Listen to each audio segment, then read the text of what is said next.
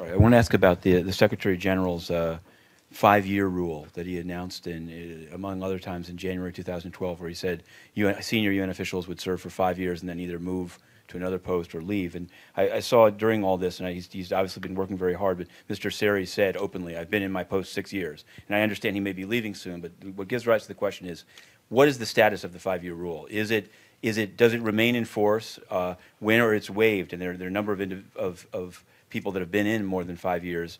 Is there some formal waiver process? Does the Secretary General still stand behind it? Does it apply to posts like Matthew Nimitz, I don't think Peter Sutherland? there's not a formal waiver process, and you have to understand that sometimes when people have certain roles we can't replace them instantly. It goes through a process. It can take time.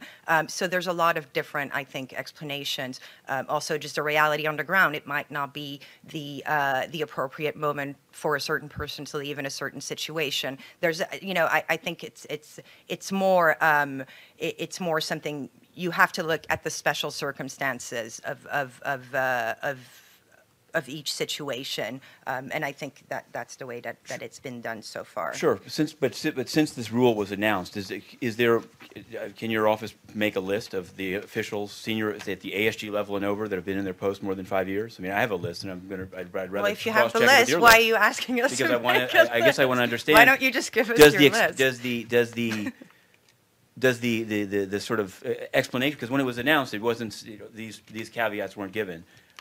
These are the only caveats. These are the ones that apply to the list. And so anyone that has gone more than 5 years, they're irreplaceable, essentially, or they're engaged in something that there's no time I'll check what to. I can get you that's more on that, but Thanks.